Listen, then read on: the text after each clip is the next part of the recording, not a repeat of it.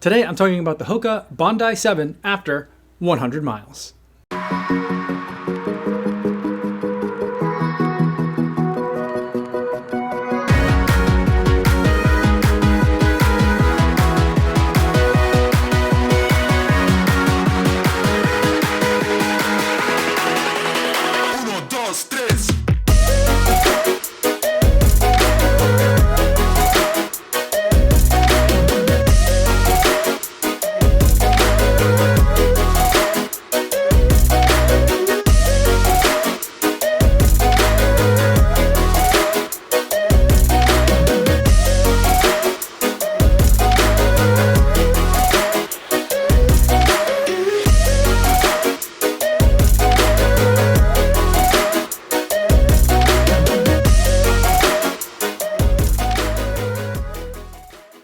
7.59 miles, 8 minutes, 56 seconds per mile, 142 beats per minute today. Going for a nice and easy run in the Hoka Bondi 7, taking it to the 100 mile mark.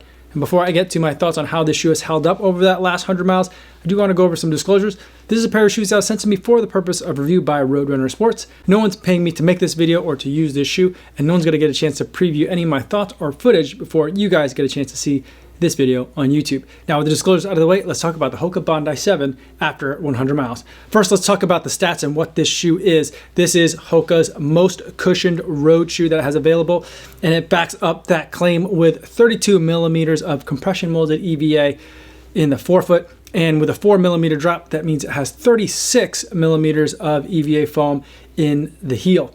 And with all that EVA does come a little bit of a penalty. It weighs in at 10.7 ounces, making it a little bit of a heavy shoe. But the reason why you would put up with all that weight is because it's just got so much cushion on it. And to help it get through the gait cycle without being too muddled with all this cushion in here, there's a couple of things that has got going for it. It's got a beveled heel on the backside, so that way you're not dragging your feet on some extra material back here. And it's got that early stage metal rocker in the front where basically the front of the shoe is curved.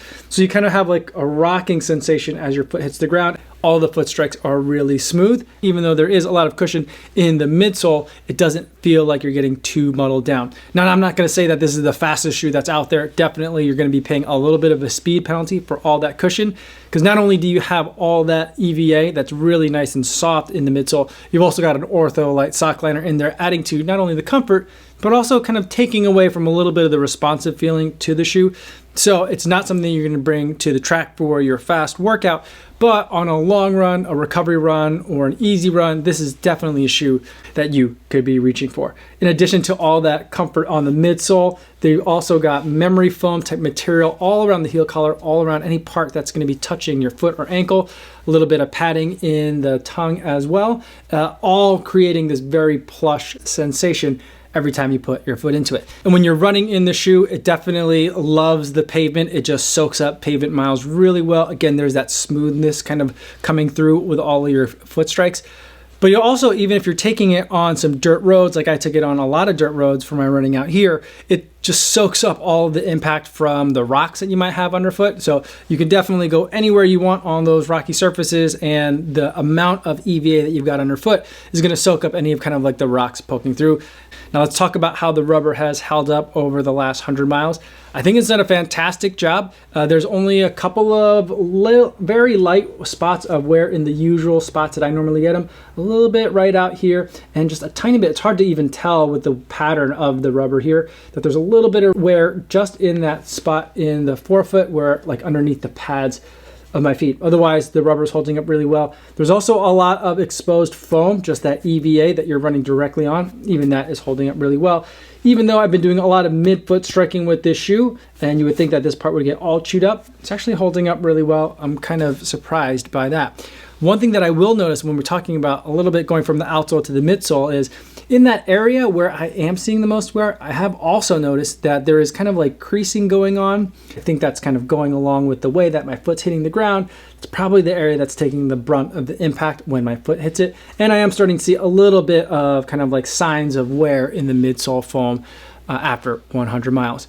But overall, in terms of how the midsole foam has been behaving, I think the thing that I really appreciate about the Bondi 7 this year is that it has been a very consistent experience. Now I ran in the Bondi 6 last year, and it was one of those shoes where I didn't like it very much in the beginning. It took a good 30 to 40 miles before it really started to kind of break in. And I feel like last year was 2019. In 2019 and 2020, you really shouldn't have to break in a shoe. You should be able to run in them right out of the box. That wasn't the case in the Bondi 6.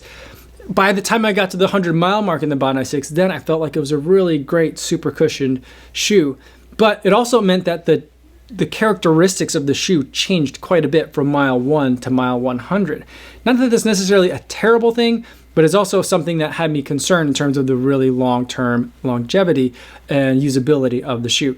With the Bondi 7, I feel like they've done something to resolve that issue, because I enjoyed the Bondi 7 right out of the box from the first day. And I feel like I'm getting a very similar experience, if not almost the exact same experience on mile 100 that I had on mile 1. So I feel like the consistency has really improved on this shoe. And so it's not something that you have to kind of like think about, wait for it, maybe it'll get better, maybe it won't. You're either going to know that you like this shoe, or you're going to know that you don't. It's not for everyone, because it is a max cushion shoe. Not everyone wants that kind of shoe. But if you're looking for max cushion, this is definitely something in the Bondi 7 that you should be looking at. In terms of the upper this year, I talked about all that plush memory foam. It's really nice and comfortable to put your feet in when you're a little bit more tired and you're looking to go on that recovery run or that easy run. The upper material here is nice and comfortable as well. I think that here they also improved over the Bondi 6, where last year I felt like the Bondi 6 was a little bit too snug across the toe box. Like I felt like it was kind of like pinching me. It wasn't wide enough. It wasn't a problem, but it was definitely something where, you know, for a max cushion shoe, I shouldn't feel like the toe box is a little bit uncomfortable.